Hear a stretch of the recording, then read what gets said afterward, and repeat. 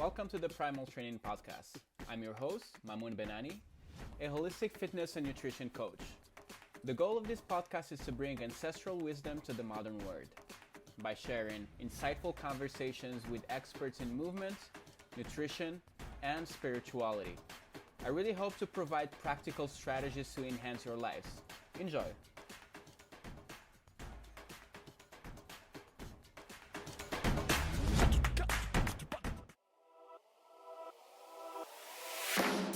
In today's episode, I'm interviewing Eugene Trufkin. Eugene is the author of Anti-Factory Farm Shopping Guide. In this episode, we will be discussing and debunking all the myths and secrets of food labeling and the food system in general. Yeah, so good to have you here, man. Thank you. I'm just so excited to discuss like nutrition. For me, it's super important, and I know you're an expert in that matter, and you know quite a few things. As I was saying in my story the other day, like the way I came up across your works is I follow Paul Chek, and I've seen some of his podcasts, and then I saw your podcast. It was eye-opening, and then got to read your book, Anti-Factory Farming, so many things I want to talk to you about. And so for you, how did you, what's your background? How did you come to this word, like more fitness or health? And then now you're like more focusing on a lot on nutrition, I'm assuming. So just tell us a little bit about your background and know more about the person that you are. Well, I think like the nutrition and the fitness thing all work hand in hand. You need to approach, obviously, if you want to maximize your like mental and physical health, you're going to need to approach it from like a myriad of different variables instead of like just working out or like just nutrition or just like spiritual health or et cetera, et cetera. So that's in terms of like nutrition, that's how I got into it. I was just always interested in kind of eating healthy most of my life and stuff like that. That's just how my parents brought me up. Like I grew up on a biodynamic farm for quite a few years. Okay. So I didn't even know like factory farming existed or chemicals in agriculture, like antibiotics or beta agonists or steroids or whatever else they put, or the myriad of different, biocides used in agriculture as well. Like I grew up not even knowing that stuff even existed, So, that's how kind of I got into it.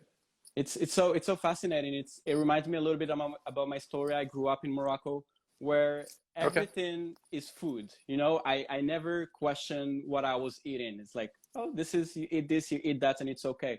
I came to Canada when I was 18, and then I started to see things. I'm like, am I supposed to eat this? Is it supposed to be beneficial for me? And then that's how I started questioning my health and things that I eat. So from the podcast that I heard with Paul Chek, you said you grew up in Ukraine, where same for you. It's food is food, and you just eat whatever the earth is giving you. And now in the US, you're starting to question what you put in your body. So I kind of relate to this story.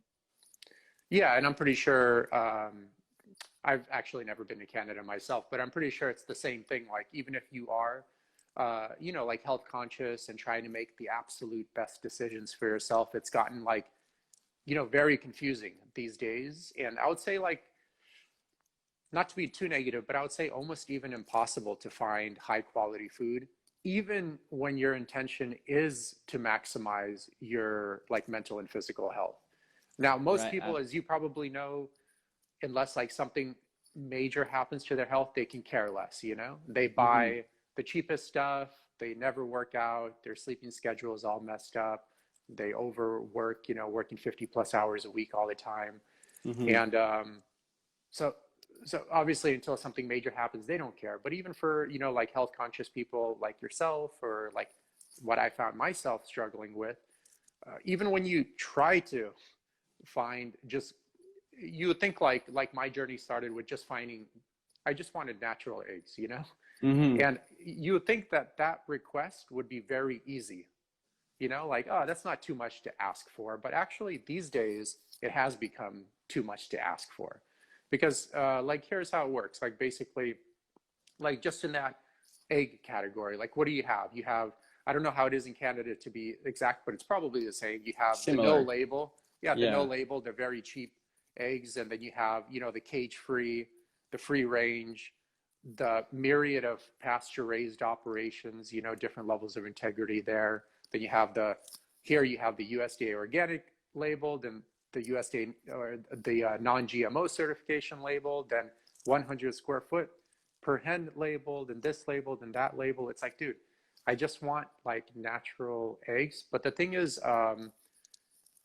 even like, let's say, for example, like, oh, you know, you go to a dietitian and she tells you like, oh, you know, make sure you're eating this. But one of the things she mentions is like, make sure you're buying free range organic eggs. So that Mm-hmm. sounds great on the surface, you know, free range. So what does the average person have a mental image of? Open pastures, like a lot of land. The hens are exposed to sunshine 24/7. Right. They're not fed any drugs or whatever, you know, or any antibiotics and stuff of this sort. But in reality, like what free range organic is basically like free range. First of all, industry free range is basically you have like a huge warehouse and you have like a small little concrete patio where the hens get to kind of like roam free outside X amount of hours a day. That's Mm-hmm. presuming weather permits and the farmer actually opens these little teeny accessible doors. And usually what happens is like anytime you go to any one of these operations, I'm sure it's the same exact thing in Canada because I see this pretty much worldwide. Anytime you go to any one of these operations, you see like 20, 30,000 hens inside of this warehouse, and probably like 50 of those hens are roaming outside in the small little concrete patio, you know, and Mm-hmm. that's sold as free range. So it's not, it's once again like pretty deceptive in the sense that the consumer is thinking free range is like this huge open pasture. And that's even what the graphic on the carton shows. You know, they don't show like a box with a bunch of hens stuck inside of it in a small little concrete patio. Yeah. So that's obviously a way different thing. And some people would go like, well, you know, Eugene, like I don't care about the livelihood of the chicken. Like, what does it matter? And okay, some people care. You know, there's the animal ethics part. Some people don't care. They just want like high quality food. So here are the problems that impact like your health with this kind of operation. And this is copy and paste in like turkeys, pigs, cattle, farmed fish, et cetera, et cetera. You can just copy and paste all these rules. Mm-hmm. Basically, first and foremost, there's like a few things that go on. So first, whenever you shove a bunch of animals into a confined situation, obviously this creates a tremendous amount of chronic inflammation in the animal through a couple of different variables. So one, Mm-hmm. you have the overcrowding, which is very stressful. So each one of these hens in a free range operation typically has like 1.5 square feet of space per hen. So that's basically like a small little shoebox, you know, that's how much space they have. So they're like crawling over each other, they're pecking at each other, all that stuff. And it's obviously just like human beings, it would be very stressful living in that confined operation without any privacy, no bathroom, Mm-hmm. et cetera, et cetera. So that causes a lot of stress. But then also when the animals, like a single chicken poops around like, I don't know, like I forgot the number exactly, but 4 to 5 pounds of poop a week, you know? So you can Mm-hmm. imagine multiply by 20,000 and they're not going anywhere. They're still confined in this little Yeah, I've operation. seen that. So, Yeah. so they're just stepping over their fecal matter, and this creates a lot of bacteria, obviously. And then the Mm-hmm. immune system has to go into overdrive to fight off all these viruses and bacteria. So that Mm-hmm. creates chronic inflammation in the animal. And then the third thing actually is various vaccines used in farming create inflammation in the animal as well.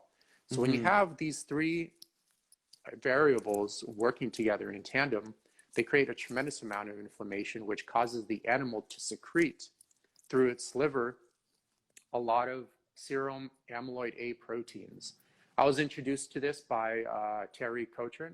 So she's the author of The Wild Mm-hmm. Vegetarian Diet. Pretty good book. She Okay. has a lot of great podcast interviews as well. Mm-hmm. And I never even heard of this before, but basically serum amyloid A proteins excreted through the liver of a very stressed out, highly inflamed animal. And in small Mm-hmm. amounts, these things are totally okay. They're soluble. They get broken down in the bloodstream. Nothing happens. But when it's chronic, because these animals are chronically exposed to bacteria, stress, and then also the vaccines upon birth as well, which kind of linger in your body, obviously.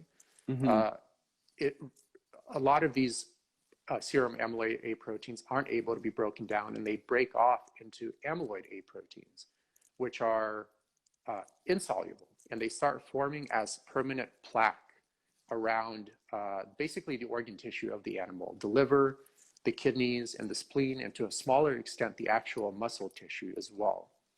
Okay. So various mice feeding studies, when they're fed amyloid A tainted meat products, they also developed AA amyloidosis in their system. Mm-hmm. And so the issues could be as something as extreme as Alzheimer's. You get that from amyloidosis as well, or something like more minor, but still very serious, like joint issues, gut issues, type 2 diabetes, all that stuff, okay? Mm-hmm. So once again, this person is going to the supermarket, they're buying that free range organic chicken, thinking it's actually promoting their health, but you can see just from that vantage point alone, it's not. And also, if you kind of look at it from a spiritual perspective, Native Americans would say, like, if you eat the flesh of a miserable animal, you inherit that misery in yourself as well, you know, like a highly stressed out animal. So also just from that vantage point as well. And then another problem with those operations is obviously when you're not, when the animal is confined and not going anywhere, the farmer has to bring the food to the animal.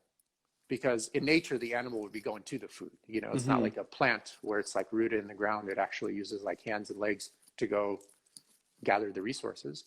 So at least in the US, I don't know how it is in Canada, but at least in the US, there's a heavy reliance on grain as feed for the poultry, for also pig operations and cattle operations as well. And this is problematic, especially on the label. It always says, I don't know if it has it in Canada, but it says vegetarian fed. You guys see that? Yeah, I've seen that. That's ridiculous. I've seen that many times. And you actually, your book opened my eyes to this. So I'm a health nut, and I consider myself pretty aware of many of the food industry things that are happening.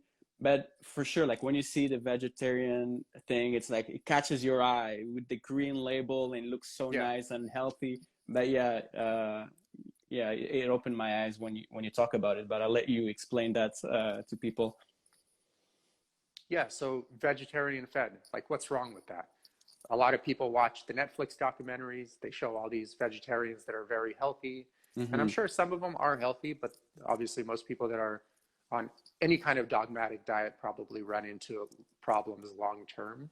But anyways, regardless of the point, the average consumer sees this vegetarian label and they think, okay, well, vegetarian, if they're vegetarian fed, that means they must be very healthy. But the problem is hens are not vegetarians. So they're referred to as omnivores. So they eat a variety of food, but their preference is actually like worms, insects, bugs, all that stuff.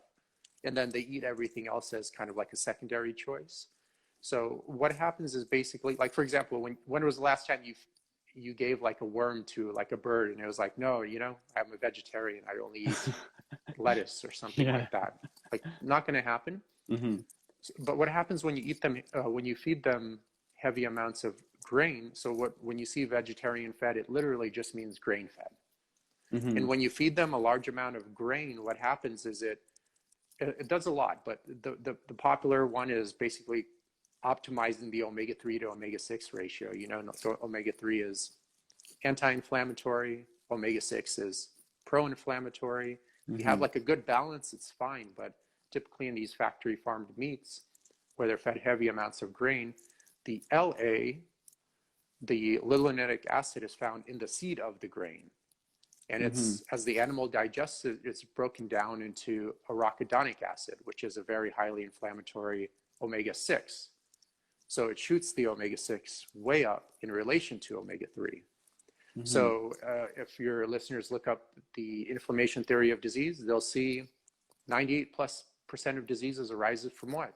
Like low-grade chronic inflammation. What contributes to low-grade chronic inflammation? That omega-6, or like an offset ratio of omega-3 to omega-6. which is typically found in this type of meat product. So now this person is getting, especially with egg-laying hens, which tend to be older, so the amyloid buildup is more pronounced. They're getting the amyloids. They're getting a mismatch between the omega-3 to omega-6 ratio. So the omega-6 is very high. So they're getting in relation to omega-3. So they're getting more inflammation in their body. Okay. And then also they're getting nutrient deficient food that's, I mean, we use the organic as an example, but in the US, and it's probably the same exact thing in Canada, I don't know for sure, this is just speculation, but the US gets like half of its grains that it feeds to animals from overseas, from very corrupt countries, you know, like Turkey, for example. So, and there's a tremendous amount of corruption that happens at the broker level there. So they import, they grow the grains there conventionally. They import it, just kind of switch up the paperwork a little bit, mark up the price about 20% and import it as organic.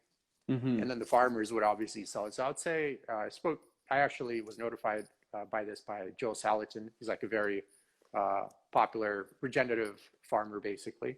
And it's a very common, widespread problem. I don't know if it's the issue with Canada, but most likely it is. They probably still import like a bunch of their grains. You might know better than me about that. So most likely, yeah. It's so confusing. It's so difficult, as you're saying. So, like for us that we care about our health, it's still super difficult to make this wise choice. And what about all the rest? They just go to the grocery store. They want to eat healthy food. yeah.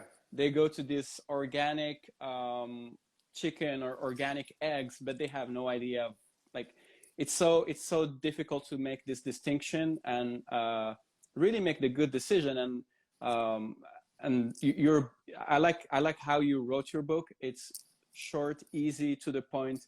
It goes through each different each different category of labelings and explains really how they are given, and which is super interesting. So the question that I have for you is, so for us, like, I know that I can be extreme because I want to learn about like optimal ways to enhance my quality of life, and I want to eat the best thing for me. So if I can, I'm considering going hunting, for example, and really go as close as possible to a source of food. But I know it's not the case for the mother of four living in New York City and trying to eat just like good food and things that can nourish her family. So for this lady living in New York City and can't like really commit to a lot of investment in terms of food, like what's the least she can do? So if, for example, if there's one thing she needs to consider when she goes shopping, what would it be for her?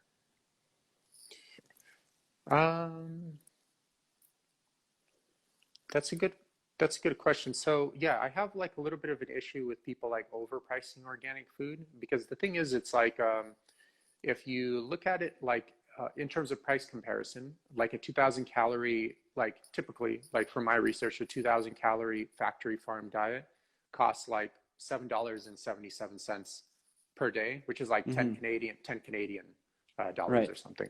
And then USDA organic, at least certified supermarket level diet cost $12.20 a day. So around there. So maybe like 15 Canadian. Yeah.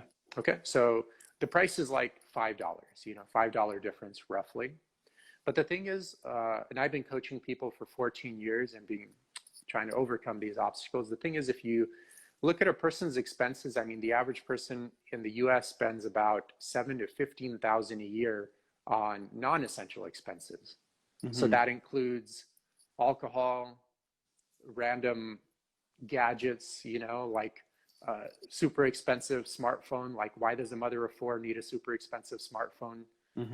Why can't she just have like a cheaper phone? Random things like eating out with coworkers. The average American spends like, I think like $200-300 a month eating out with just coworkers, like very poor quality food that basically, it's like the mentality is a little bit weird because people complain about their health issues often, but then they kind of encourage other people to do the activities that led them to have the health issues that they're having and complaining about. It's a little bit of a silly kind of circle, but So you got the non-essential expenses, you know, 7 to 15,000 or so per year for the average American. Which those non-essential expenses, I mean, arguably, I would say like add no value to their life whatsoever, you know, long term. It might be like some little sugar high initially, and then like 2 days later, you're over it, but the money's gone kind of thing. Also, the average American, like according to Paul Chek, I actually found out this number while doing the podcast with him, is basically spends about 5 to 7,000 a year on medical expenses, paying their what's that called? I haven't used my medical insurance in like 10 years. I even forgot how it works.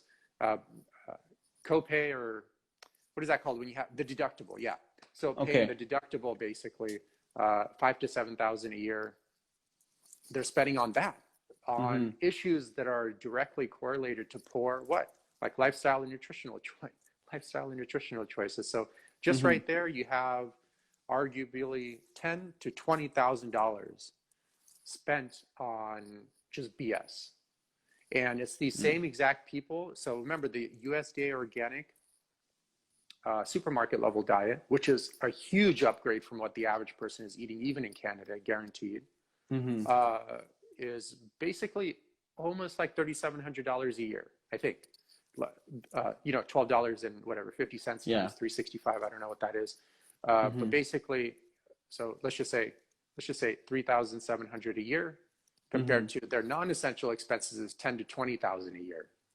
Right. So when they say I don't have the money, it's a little bit silly, because if you look through their finances, you take a fine comb and look at where all those dollars are spending. They do have the money, but it's just because of social programming and basically brainwashing, because that behavior doesn't benefit them at all, but yet they're continuing to just make themselves sick and overweight. No one else is doing it except you yourself are doing it to yourself, and that's it. Yeah. And I find it's the same argument as I don't have time, I don't have this, I don't have that. It's where you put your priority. You decide how you use your resources, any resources, time, money, or anything, and it's just a matter of priority. You have the money, like as you're saying, like you spend so much money in like a brand new phone, like and things that they change every year, every 2 years, and that's you decide where you put your resources. Yeah, and the whole time thing, I hear this often, you know, I don't have time. Okay, so look, let's say you're working 50 hours a week, you're sleeping 8 hours a day, which most people aren't. You're spending 15 hours a week with your family and friends, which most people aren't doing. You're working out 6 hours a week, and you're prepping your meals in that 5 hours a week, and you're running errands 5 hours a week. You still have like 40 hours a week left every week, even after all that stuff. So this whole entire, I think the only person that could legitimately say they don't have time is like someone like Elon Musk or something, you know, that's definitely working like 100+ hour weeks and has like fires to put out like every single day because there's something that's going wrong in one facet of the business or another, you know. Outside of that, dude, people have plenty of time. They have more than enough finances to make themselves very healthy. Look at it this way. Like out of the Homo sapien, how long have they been around for? Like 200,000 years. Basically before crop cultivation came around, what were they doing for like 190,000 of those years? They were just hunters and gatherers. They didn't have a 401k plan. They didn't have a gym membership. They didn't have a life coach. They didn't have a nutritionist. They didn't have vaccines, healthcare. They're all jacked all the time. And if you took out child mortality rates, they lived until their 50s and 60s, you know?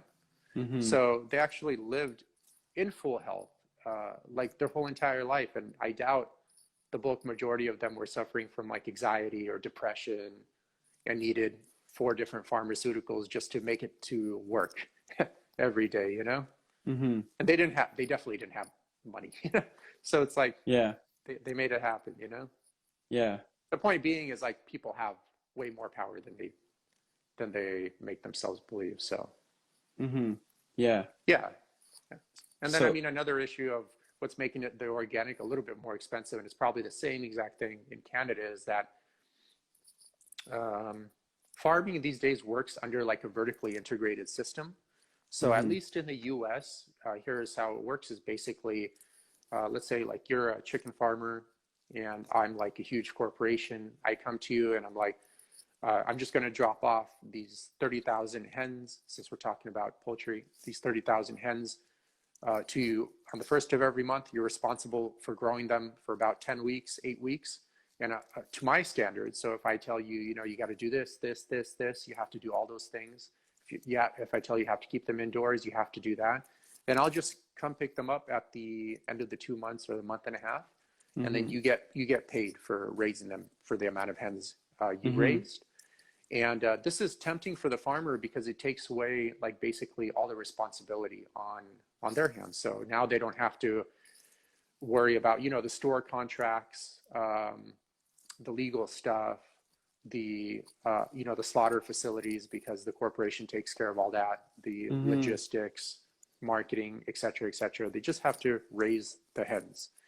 But the problem is like once they agree to do that, the corporation would typically go like, well, the problem is like your facility is too small and it's not going to be able to house these 20, 30,000 plus hens.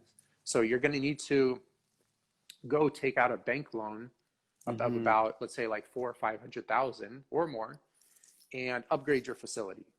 And then we'll be able to do business with you, but don't worry about it because we have a deal with the bank. And if you just go there and ask for a loan to do business with us, they'll give it to you. You know, so the farmer agrees, and obviously now they're indebted and they have to do what this corporation tells them to do, because basically there's only like 2 or 3 other guys in that industry for the most part in the whole entire country. And how these companies keep the small contractors in check is basically they kind of like, if something goes wrong with you, they kind of blacklist you, and the other ones do the same exact thing. So no one kind of steps out of line, you know what I mean? And so now all of a sudden you can't do business. You have this huge building. No small grocery store is going to want those quantities of chickens anyways. So you basically go out of business because it's expensive to maintain it as well. And the bank then sells off your property to that company that came to you to begin with. That company just hires one of their employees to run it or manage it. And that's how a lot of the consolidation happened. Like there are 2 American guys that invented the factory farm model, John and Don Tyson, in like 1955. And they basically developed this whole entire system. And at one point, like Tyson Foods was like the biggest meat packer in the entire world. And they kind of set up the example of this factory farm model that everyone's kind of copying and pasting now in the more like quote unquote developed countries, you know, like Canada. I think Eastern Europe is worse off than Western. I think Western is okay, but stuff of that sort. So yeah, they sell it off, and then whatever the bank can't get from the farmer, rather they collect interest on the loan while the farmer is in business, which is great for the bank. But then when the farmer goes out of business, they just they basically sell off the stuff, and whatever they can't collect, they just collect from the taxpayer. So it's like the taxpayer is paying to bail out that private enterprise, which Tyson Foods, the corporation, kind of benefits from altogether. You know what I mean? So it's like, you can see it's kind of like not a free market. It's basically like kind of like how a fascist market would operate. So where you have private money, or where you have basically government monies like subsidizing or financing private enterprise for the most part, you know, and then they sell products back to you and make a profit off of it. So that's not quite fair. And then also, I mean, 80% of the cost to these operations is what they feed the animals, which is going to be the grain in these factory farmed operations. And that's subsidized by the taxpayer too. So it's like, man, you're getting a full scholarship here, you know, if you do that kind of shady business practice. And then meanwhile, this cattle rancher that's raising his cattle off 100% grass is like basically not getting any of those grain subsidies, you know. So he's doing it the right way, not getting any of these kickbacks. This guy's doing it like a very destructive way and getting all these kickbacks. And the bigger so that's why it makes the factory farm food seem a little bit less expensive at the grocery store, because of all those subsidies. But the trick is, as a taxpayer, you're paying for it already, but it's kind of like you're prepaying. So you show up to the grocery store, it's like $6 a pound, but really you're paying like $8 because you paid for $2 already sometime, down the year, you know? Yeah, you're paying So it's, with your taxes. yeah, so when you take that into consideration, when you take into consideration the average American is spending 5 to 7 thousand a year on medical expenses related to poor lifestyle and nutritional choices, then they're spending, you know, 7 to 15 thousand a year on non-essential expenses. I mean, it's obvious that it's affordable now, you know? It should Mm-hmm. be no argument. I understand there's probably like one out of every few hundred people that genuinely still can't afford it, for sure. Mm-hmm. But outside of that, I mean, the bulk majority of people, if they just rearrange their mindset to benefit themselves more instead of kind of unconsciously operating at this like propaganda level of like, I need all these gadgets and stuff like that. Mm-hmm. Uh, you can see it's so easy to make it happen, you know? It's so easy to not be overweight and not have to struggle with not only the aesthetic aspect of being overweight, but also all the health complications that come with being overweight as well, you know? Mm-hmm. And yeah, and all the social stigma and stuff like that, all that stuff. So I Yeah. go on tangents. I forgot exactly what your initial question is, but does that answer it? Yeah, yeah, it does. I think we went so deep that I got lost in the what Okay. question was asked, but it Okay. answers a lot of questions that I was gonna ask anyway. So so it's good. Yeah, interesting. So my next question. So it's so let's say I want to give the benefit of doubt to the government and say the government is doing his best to provide the best food for the country. Um, so if we go with this and say that's what the government is trying to do, and the reason why the food is so shitty, and so the reason why the food is not organic, there's so many pesticides, and we're growing food in such a bad manner, is because the government is trying to provide to everybody. And if we go from this, like what would be your like do you think the government can subsidize, because we know that government subsidize all these really bad practices when it comes to farming. Do you think it's any reasonable for the government to subsidize to the good farmers, or not subsidize at all and just let the market do its things and let people decide? But is the government like really vicious, and is there a plan behind this? Is there an agenda that they're trying to give us certain foods, or and not giving us like food that are more nutritious? Like what's happening with all of this? I know it's a big question, but what's your point on this?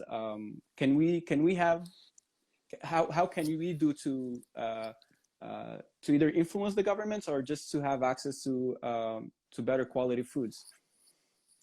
Yeah, so at least in the US, I forgot the exact decade, but I think it was probably around like the 1920s or something.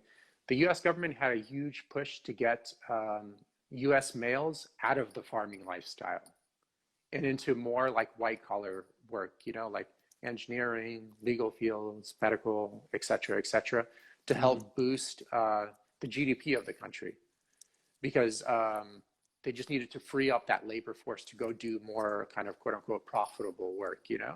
Mm-hmm. And there's like a lot of effort put into doing that to get basically farmers not being farmers and doing something else, because Mm-hmm. regenerative agriculture, the problem is it requires more labor. Where, like, for example, with the factory farm, with the egg laying example, is you just need like a fraction of the employees. In fact, like 1 or 2 employees can supervise like 2 or 3 huge warehouses, because everything's like kind of automated on a system. So all the air conditioning is automated. The hens don't run anywhere, so you don't have to go chase them around or build an elaborate fence or fend off predators. Uh, when you rotate them onto fresh pasture, which is like rotational grazing, uh, it requires someone to rotate them, you know, like to Mm-hmm. move them from pasture to day after day. Where in this confined situation, they're just like literally like in a box all day, you know, Mm-hmm. so they're not going anywhere. So, so there's that aspect. They needed to get the American male out of the farming life. The factory farm model does require less labor. So then that labor could be freed up and go do other jobs, which can boost the GDP of the country. Mm-hmm. Um, I honestly like to believe they're not like intentionally poisoning you with bad food, because at the end of the day, just obesity alone which is a dietary problem. I mean, deep down inside, it's like a mental problem, obviously. But on the surface, it's like poor eating habits obviously lead to the fat gain, you know, which are self-imposed. People do it to themselves. It's not because of COVID. It's because you're eating this stuff, you know? Right. So it's costing the US taxpayer like $190 billion a year to help obese people with their health problems, which are so easy to avoid. Like so easy to avoid. I mean, obviously, you know, you read a lot of health stuff. To optimize your health and be at the very top of peak, you need to know a lot. And there's a lot that goes into it. But to be still very healthy, honestly, just a few things. Like sleep normal hours, don't work too much, eat a well-sourced diet, work out like 2 to 3 times a week for like 20 or 30 minutes, and live at least relatively close to the life you want to live, you know? And then you'll be pretty much set to go. Like you're not going to be at the top of the game for sure, but you'll be very healthy. You won't be obese. You won't have a tremendous amount of health problems. You definitely won't be dependent on any pharmaceutical drugs just by doing those, like really mastering those simple principles. Yeah. So it's not like it's so hard. That's why people can't do it. The thing is, it's just easy, and there's not much to it just to be healthy. But once again, yeah, to be at the apex for sure, there's a lot more to it. But shoot, I forgot your initial question. Did that answer it?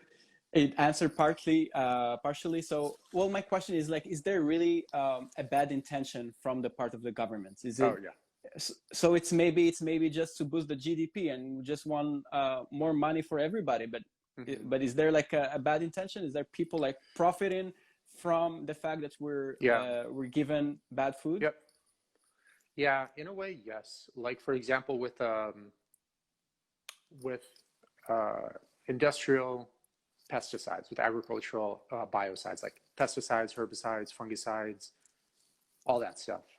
Basically, yeah, at least in the US, it's probably the same exact thing in Canada, because I remember reading Corrupt to the Core. It was a Canadian health official, some Indian guy, something Chopra, and he talked about the severe corruption in the Canadian,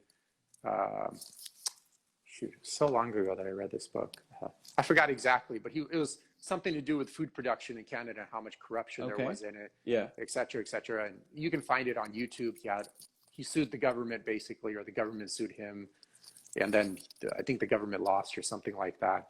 But basically, how it works in the US, to get a synthetic pesticide approved to be used on food, there's basically no safety testing for the complete formulation. There's literally zero. What happens is, like any chemical formulation is composed basically of 2 like main classes of ingredients. So you got the active ingredient, which is the main guy, and then you got a bunch of smaller inactive ingredients, which kind of help make the active ingredient like more potent, powerful, and deadly, you know?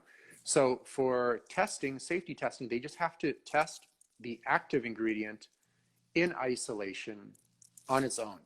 That's it. They never test like the whole chemical formulation of what you would buy at the store, you know, or what the farmer would use. Yeah. So they test that, just that one active ingredient in isolation on its own. Plus, that's not how it's applied in the real world. In the real world, you use a myriad of complete chemical formulations in a single crop production cycle. So the average American newborn in an urban area is born with already trace amounts of 200 different chemicals in their bloodstream. That's just how they're like starting life, you know? Even we're like health conscious, and I'm pretty sure if we did like a thorough blood work, even in parts per million or parts per trillion or whatever, you'll find probably like I'm pretty sure. Trace amounts of chemicals even in our bloodstream. So so there's that aspect, and the problem with that is you have like a lot of industry people that were executives at these chemical companies now running like the FDA, for example, or ran the FDA at one point or another. So I think one of the more popular topics, at least that I read about, was this guy named Michael Taylor. He was a executive at Monsanto, and then he ran for office for the FDA and became the director of the FDA. And then coincidentally, during his time in office, all these laws were passed that benefited you know, getting all these products onto the market. And Honestly, I'm not against like hydroponically grown food or genetically modified food. I'm not anti-technology at all. I actually think like if we do start colonizing other planets, I think at least during the first various stages, like hydroponically grown food, genetically modified grown food would thrive in that environment, you know, because you're Yeah. not going to be able to grow anything else basically. Hmm. But what I don't like is the trickery that goes into releasing this food into the public. So it's very like, it's very under the table, you know, they don't want to label that is genetically modified. They don't want to label that is hydroponically grown, but they think it's like the best technology in the world. But it's like, if you're proud of something, like, why don't you just say it, you know? Why don't you just, Mm. like everyone else, like when people are Yeah. organic, they're proud of it and they write it on the label. But Yeah. why are you passing all these laws to make it so you don't have to write it on the label, and then it's illegal for other people to say it's not, you know? It's Hmm. kind of just like very, it's done in a very shady manner. So I'm not like against that technology. I'm just I'm against the way that these companies are applying the technology. That's where the disconnect for me at least is. Like in the US, the US is like the only country that allows hydroponics to be certified as organic. And hydroponics is, for your listeners, just like, it's basically grown in some, like a plant is grown through an IV drip. It's not even grown in the soil. Hmm. And it's okay to certify it as organic. So once again, when the consumer is going to the store, they're seeing this label, they're seeing organic, and they're like, oh, it's grown on these pastures in the soil, et cetera, et cetera. That's what they have in their mind's eye. Hmm. But then that's not what they're getting. In fact, like at least in the Southern California area, from my experience, um, like most of the tomatoes, blueberries, bell peppers, um, what else? Probably strawberries as well are grown hydroponically, even if they're certified organic. Hmm. And this is, once again, a technology that it might actually excel, like on other planets, for example. But the Yeah. problem is like,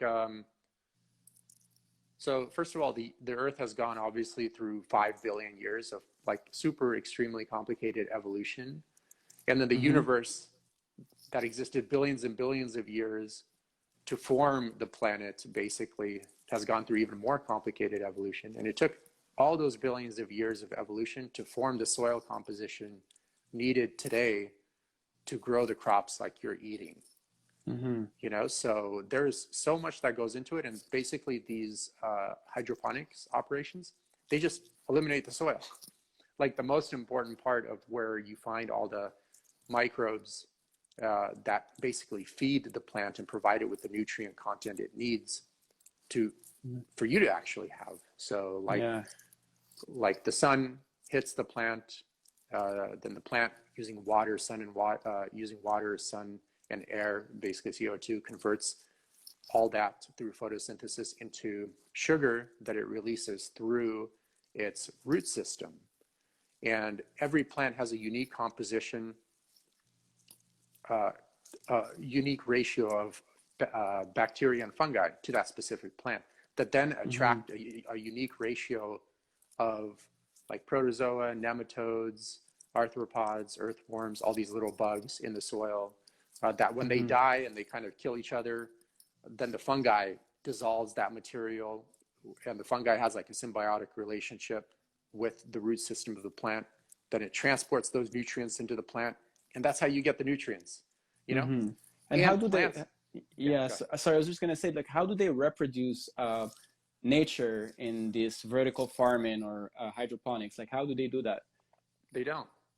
They just skip all of that, what I just talked about. And there's so much more that Dr. Elaine Ingham is a great resource to follow in that area. Hmm. Uh, Dave Chapman with the Real Organic Project, he's a great resource to follow in that field as well. Uh, yeah, they don't. They just skip all Yeah. of that, you know? So imagine like you having to live off of like protein shakes your whole life. Hmm. Obviously, it'll probably work for like 10 years. You could still go to work, but I bet you like your organs aren't going to be looking too good, or your skin isn't going to be looking too good, and your hair's probably not going to be looking too good living off that stuff, you know? Yeah. And that's basically kind of what they're doing with these hydroponics. They're just negating a tremendous amount of nutrients. And as technology improves, measurement for these nutrients improve as well. So who knows, like what we're not even seeing now, what kind of vitamins and minerals we don't even know about, like Yeah. now, you know, we don't Yeah, even that's a good know point. all the Yeah. vitamins and minerals. So, Yeah. so yeah, my friend Jator Pierre, he's a Czech person as well. He always told Mm-hmm. me like with food, always presume guilty until proven innocent, Mm-hmm. you know? So I would just go with what's been around for who knows how many thousands of years, and people have been living and thriving off that, than this new technology, which once again, I'm not against, but they need to start labeling that this is hydroponically grown, this is genetically modified, and the consumer then can decide for themselves, you know? Mm-hmm. So that's it. So, And yeah, and it's so also it's so hard to get a hold on good information, academic information. I tried to do some research on antibiotics, and mm-hmm. I really wanted to know, wanted to go without any bias. Okay, I don't know if antibiotics used in livestock are good or bad for us, if they have an impact. So I went with a clear mind and just looking on the internet and pulling up the first research that I found, like academic research in universities. And so I got this first research I was reading and seeing at the end the recommendation, and then it says antibiotics impact on humans. Well, the impact is so tiny that it is not recommended to stop using them for the health of the animals and for the health of humans to avoid all these pathogens and Mm-hmm. etc. And I was like, okay, now that I saw the recommendation, let's see a little bit more about the research, and read a little bit more. And then went at the very, very end of the research, which I think everyone should do that, and just saw like Mm-hmm. the contributors of this research, who's behind them. Yes, there's the team of researchers at the universities, but then you have some members of a pharmaceutical company that are paying for this research, and not only the pharmaceutical company but the university as well. But it's so important to see like what's behind this research, and it's so sad because I'm like, I'm not a PhD in nutrition. I'm just someone who's like, I read a lot and I try to learn as much as I can, and I try to gather the information that's good for me and for my clients and people around me. But like, how can someone who's not like, who can't do this research by himself, find the good information? So you see all those studies, and you have this company behind this pharmaceutical company, and I am trying to do my best, but imagine for all the other people that are not even going into these studies, and they just want to get the first information they find on Google, like, are Mm-hmm. antibiotics good or bad? And then you get uh, I think there's like 4 or 5 health or like health company that come every time you ask a health question on Google, and they kind of give you like, I think it's Medical News, WebMed, a few of these companies, and it's like, I don't know, I can't trust them, and I feel Mm-hmm. like we need to do the extra step and like search more, and yeah, it's complicated. It's really complicated. Yeah, well, regarding your question, I'm going to divide that into two in terms of your statements are if like antibiotics are healthy or not. So going back to plants really quick, Mm-hmm. like first of all, like are pesticides healthy? So first of all, let's ask like why would you use pesticides to begin with? So plants, nature's way of getting rid of weak plants is through pests. Pests don't eat healthy plants; they eat weak plants. So um,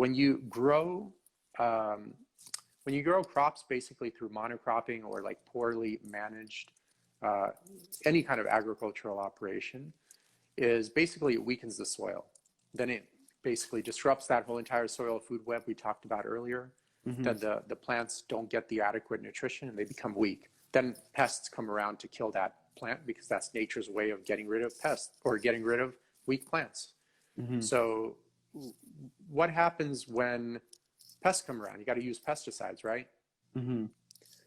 Okay, so you spray pesticides, it weakens the soil even more, disrupts that bacteria to fungi ratio, which disrupts the whole entire soil food web from there. And the plants get even weaker. So what happens next growing cycle? You got to use even more pesticides because more pests have come around. Mm-hmm. And then you could only do this so many times before the soil itself is completely depleted and it becomes dirt. And you can't grow like basically anything on it. So the question is like, why are you constantly using pesticides? Why don't you just improve your farming practice to grow healthier plants? Same exact thing with antibiotics. Like, why are your animals constantly getting sick?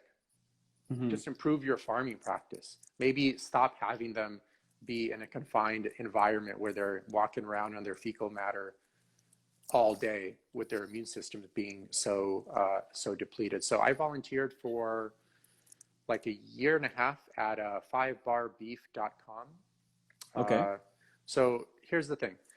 Basically, this guy, Frank Fitzpatrick, he's been doing it for like 40 years. He started his herd of cattle like, I don't know, 30 years ago or something. I forgot the exact dates. But basically, he raises like wild cattle. So they're out in pasture. He basically doesn't clip the bulls, meaning cut off their testicles. He doesn't dehorn them. He let them do their own thing. So the ones that got sick, they just got sick and died and weren't able to reproduce kids. The ones that were strong enough to survive in that environment survived and made kids that were stronger to survive in that environment again. So he doesn't need to use any vaccines, any medicines, any antibiotics, any beta agonists, any just steroids. how nature works. Yeah, and they're not dying, you know? So with the antibiotics, it's like, let's return back to when a person is routinely using antibiotics in their operation, that just tells me it's not a well-managed operation. So it's not a well-managed operation. In particular, they're most likely feeding a lot of grains or like a non-species specific diet, which typically makes an animal very sick, including human beings. So like 9 out of 10 people you run into, even in Canada, I'm pretty sure, are like full of obesity and disease. Like it's almost impossible to probably find a fully functional human being anymore. You know, so clearly the system's like very broken and not benefiting the individual that much anymore. So yeah, you got to return back to deeper questions. It's not like so much as like antibiotics, are they bad? Everything has a place and time for sure. But if you're routinely using them, that immediately screams a few red flags in the sense that it's just a poorly run operation that's not producing healthy animals. And you can't become healthy eating sick animals and weak plants. Like you can't just make macro or micronutrients out of nothing, you know? You have to get that from something. And that something has to get it from something. So you can see how it's like a closed ecosystem, you know? Everything has an effect on everything else. So you kind of mess up in one area, it's going to have like a ripple effect in all the areas. Yeah. Okay. Yeah, super interesting. There's also this question that I have. So what can we do? I mean, I know we can vote with our money. Is it enough? Is there anything else we can do to make our food better? Yeah, just start living like a human being again, you know? No, I'm just kidding. Well, practical advice is actually for Canada. You can check out this website called eatwild.com. Okay. And go to the top left. It says like dairy, eggs, and poultry or something like that, or meat. And click on that. It has an interactive map of the US and Canada. So you can click on Canada and it'll divide it into states, whatever states you guys have. And then you simply just find an operation. You'll see a bunch of farms everywhere still. You just find one. It doesn't have to be near you either. At least in the US, they do, probably 99% of them do at-home delivery. So I don't even have a car. I don't even have a car. I get my food just delivered basically from local regenerative farms. Okay. So I'm able to do it without a car. And basically what happens is most of them, you kind of like, for example, order before Tuesday, they ship out on Tuesday, you get it on Thursday for $10. Okay. So that's what, yeah. So that's what you do. You get your meat delivered, and what about the rest? You get that delivered too? Vegetables, fruits, and all of that. Yeah. So vegetables, I have a small little garden here, but yeah, also vegetables I would either order from. I'm in a new area right now, so I haven't found like a local farmer for the vegetables. I just found some meat farmers, but usually for them, for the vegetables, I would just order. I've been ordering right now from like Amazon Fresh. And they still deliver for $10 basically to your door. So what I do to economize is you order like a lot for a week. And then that way you get the maximum amount for that $10 delivery, you know? Mm-hmm. Yeah. And some people would make a big deal about that, but look how much time it's taking you to like drive to the grocery store, park in the parking lot. Now you have to wear this like stupid mask everywhere. You look like a Mortal Kombat character, you know? Yeah. You save probably just by doing that, you save like 2 to 3 hours a week that you can then concentrate on just devoting to yourself, like sleeping more, reading more, whatever you want to do. You know, it's a lot more exciting than going to the grocery store. I guarantee it. So, Mm-hmm. Yeah, totally agree. and the good thing is about like eatwild.com, for example, Mm-hmm. you give the money directly to the farmer. There is no grocery store or like broker. So they get all the money, you know? So Okay. that's also, I mean, one way to keep the money going in the right direction kind of thing. Yeah. So I'll give it a try. I've been using some farms around here, but I've never heard about that one. I'll go check it out. Cool, cool. cool. Yeah, thanks, man. So I know like there's one advice I could give to listeners if they want to know, they just want to have like direct information on how to choose more wisely. I would definitely recommend your book, and I'll link it below, NI Factory Farm. And is there any other resource you would advise to people that want to make that extra step and live healthier? Yeah, just check out like eatwild.com. For Canada, that's the only one I know, honestly. I'm not, it's like more of the US market. That's what I focus on. Okay. But yeah, eatwild.com will have like a bunch of operations in your area. And I found out all this information myself. You can do it too, you know? Yeah. It's not, so yeah. It's out there. It's out there. Yeah. For those who want to make the extra step, it's out there. And sometimes you just need to like do the extra research and everything is in there. Yeah. All right. Well, thanks, man. I really appreciate it. We will, I'm sure we'll keep in touch, and I hope, I'm sure there's some valuable information here. And yeah. Cool. Thank you. It was great to chat. So yeah, man. Take care. Okay. Take care.